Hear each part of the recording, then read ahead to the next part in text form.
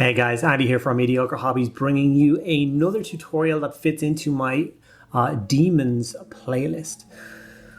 So as we all know, or should know, the new 40k Demons Codex is officially dropped on the website. It will be in everybody's hands very, very soon, and I for one am very excited for it. Previously on the channel we have done some Nurgle videos, so if you want to learn how to paint any of the Nurgle demons, there's a bunch of videos in my playlist for this. Now I turn my attention to the mighty Khorne, collector of all of the skulls, and who better to start with than the Skulltaker himself. So this video will show you guys how to get a Skulltaker on the table in absolutely no time at all, using some very simple techniques, with less stress, more success, all that jazz. I hope you guys enjoy the video, and if you would do me a huge favor as well, if you're not already subscribed to the channel, take 2 seconds out of your day and hit that subscribe button. The growth of the channel means an absolute bomb to me. And if you could also hit that notification bell to know when all future uploads happen, that would be absolutely fantastic. Thank you guys so much, and without further ado, let's get into painting. Skulltaker has always been one of my favorite Khorne demons, and ever since he got his new model, I knew that I wanted to do him. So I thought I'd take the opportunity with the new codex coming out to get stuck in. So as goes the construction of the miniature, it was built entirely apart from the cape, stuck to a separate base just for ease of getting at the back of him and for painting the cloak. And then the miniature was sprayed black, and then a zenithal of grey seer. We got stuck into painting by using Blood Angel's contrast, and we're going to use this to get the first coat of color across all of his Khorne demon's skin. So you want to be careful with this, not too careful, but definitely just try and get the skin with the red. All the other parts of the miniature are obviously going to go a different color, but we're going to be using base coats or contrasts to base coat those parts in. And a strong pigmented color like a red might shine through, even if you're going to do it something like black, which we are going to do. So you just want to be aware of that. I think the pose is open and wide enough that you shouldn't have any difficulties getting in at all the nooks and crannies without spoiling any other part of the miniature.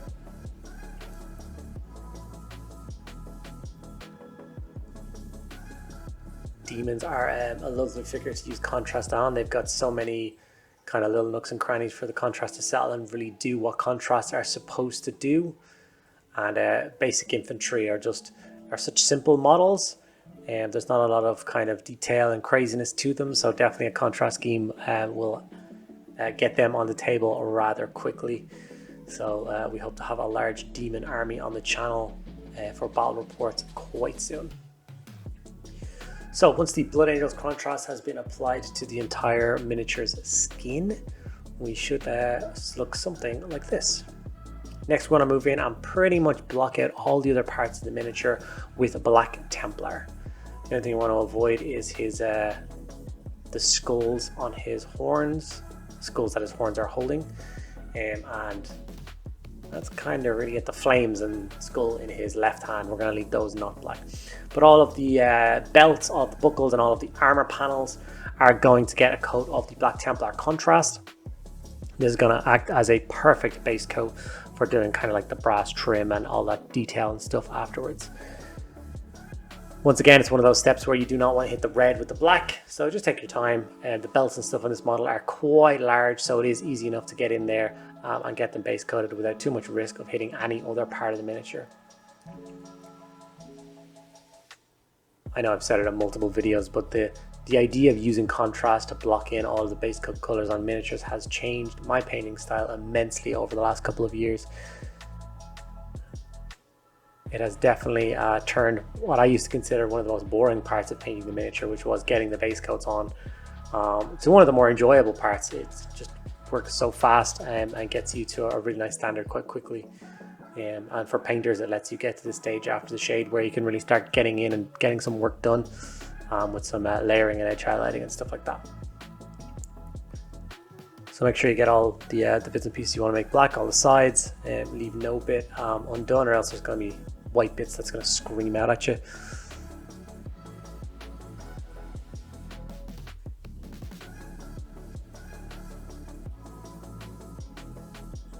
And of course we're going to move over to the cape as well. And we're not going to hit the skulls, but we want to try and get all of the fabric with the same black Templar contrast paint. There's only a bit along the bottom really that you can see because his cape is so festooned with skulls.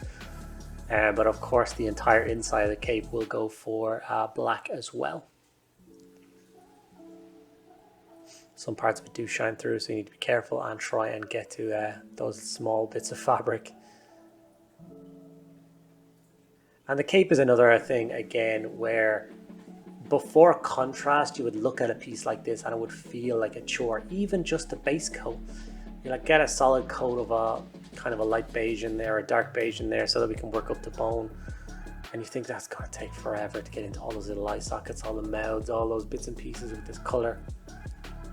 You water it down to make it flow in, it's not going to be strongly pigmented enough and it's just going to sit wrong or be too thin. But then all of a sudden you can have something like this, beautiful snakebite leather contrast. Load your brush with that and paint over all the skulls and it gives you that really aged, darkened bone look, which is the perfect place to start that bone technique. And as you can see, it goes on super quick and gives you a stellar result. Obviously did the top of the skulls in his horn the same, and the skull in his left hand also got a coat of the snakebite leather. And if you think that that does not look like aged bone, then I don't know what does. I was absolutely delighted with the result of that. And of course we're going to work it up a little bit later on, take the edges to a much brighter stage.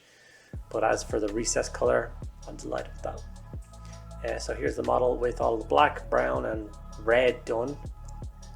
It's time to move on to metallics, and for that we're going to go for Balthasar Gold.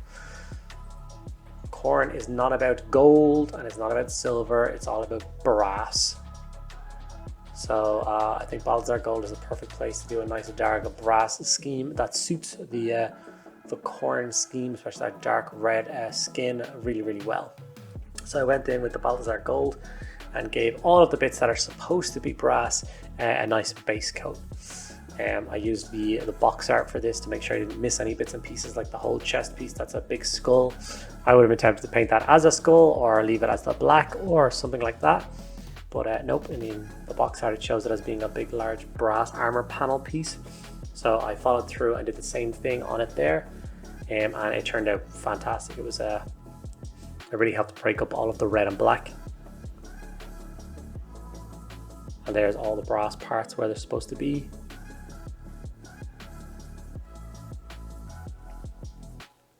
Including the bit in the center of his head, which I nearly missed.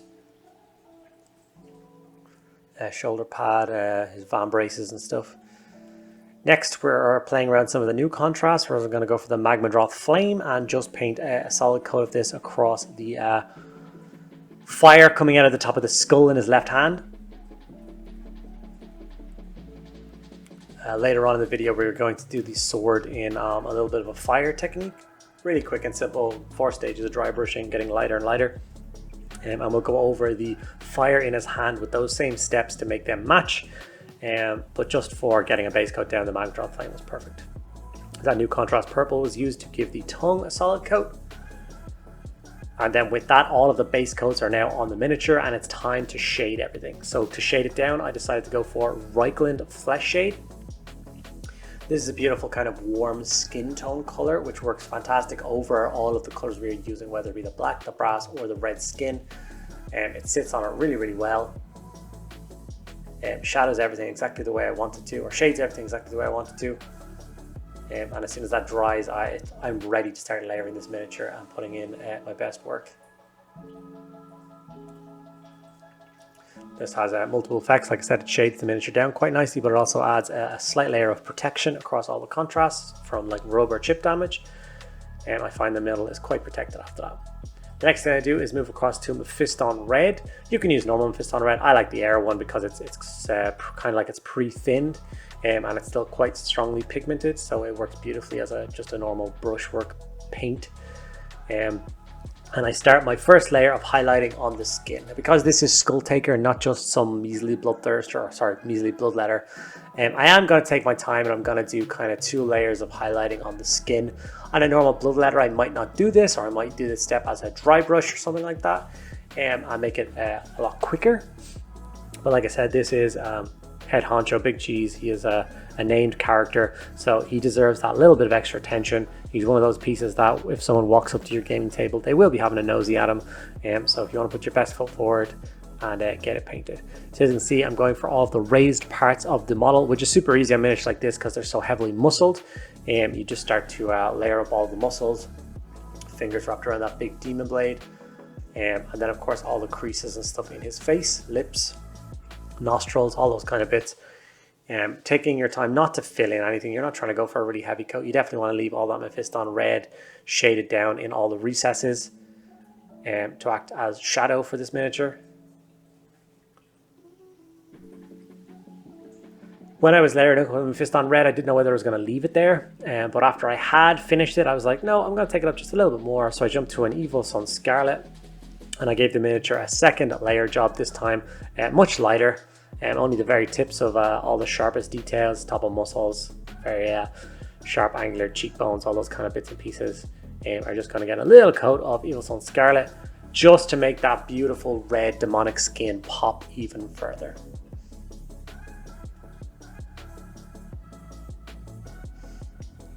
As I've been going along, I've just been doing a little bit of detail on his base as well. I'm not going to show you guys how to paint the base of this miniature in this video, as everyone is going to paint their bases differently to match in with their demon armies, whether that be existing or new. But suffice to say, if I did do it, it was just a coat of black contrast over the entire thing, Snakebite Leather over the skulls, and then Blood of the Blood God poured all over the skulls. That's literally all I did. It's like a holding ground till I decide what I want to do with my base. I then used a Ushapti Bone to give all of the skulls and the horns a light dry brush, just to add in some brighter detail color to the cape and to the horns. I loved it on the cape. On the horns, I thought it was a little bit too bright, and I think it took attention away from some of the other parts of the miniature. So later on, I do actually throw a null oil across those horns again to dull them down again a little bit, and just take some of the attention away from them. So we went in for some Iron Hand Steel, and we're going to use this to quickly layer up all of the metallics on this miniature. So all of those brassy colors are going to get a very light silver dry brush. This just makes it look even more like kind of beaten brass. And it's a very quick step. Really looking for all of the kind of sharp corners, sharpest points. Like the final highlight we did on the skin. Nothing crazy. As you see, I'm not trying to get a solid coat or anything like that.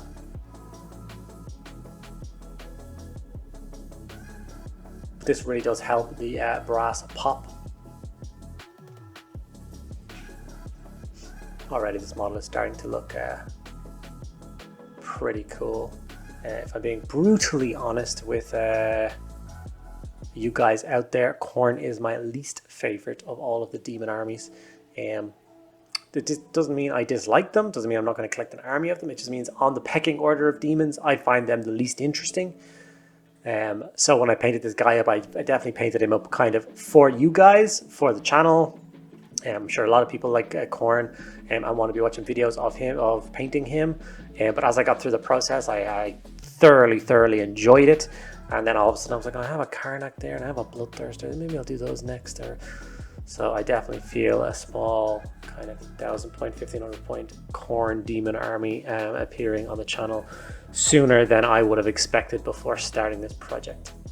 We went back in with the Black Templar contrast to paint all of those little straps that keep the cape festooned with skulls. Another one of those very quick, very easy steps. I wanted to save it till after we did the dry brush across the skulls. Went back in with Moot Green to highlight back up the eyes. Just to give them that sickly green glow that Khorne demons are known for. It was a very quick step. It was just Moot Green, and then I think I missed filming, but I threw a little null oil over the top and then a touch of Moot Green back in again to make it pop. Now for the sword, a very quick step. Those four paints, dry brush across the blade, getting lighter and lighter as I go. So the red being the heaviest, orange being slightly less again. Nothing special about this technique. yellow, quite light. And then a very touch of white at the edge, the end, just to catch all the edges. Gives the impression of a flaming sword. And I did the same thing, like I said, on all the fire coming out of the top of that skull. Same steps, same paints. And it gives you a great result. With that, I glued the cape on and I called Skulltaker a completed miniature. I'm really happy with the result of this guy. I hope you guys are as well. And you are keen to check out the Nurgle videos I've already put up and all the future demon videos that I have coming to the channel in the very near future. Okay guys, and there we have it, one completed Skulltaker, ready to stomp its way across the battlefields of the 41st millennium, claiming skulls for the mighty Khorne. I hope you guys will agree with me that this is some very simple and easy techniques to learn and use in order to get your demon army up and running and ready for games. This is only going to be the first new video added to my demon playlist. There will be many more videos in the weeks to come, as demons are quite a various army kind of thing. So I definitely want to put a bunch more videos up for Khorne, some for Slaanesh and some for Tzeentch, to cover all of our bases. Thank you guys so much for watching the video to the very end. Make sure you drop it a like if you enjoyed it and ask me any questions you want below in the comments and I will get back to each and every one of you guys. Thank you guys so much and I'll catch you in the next video.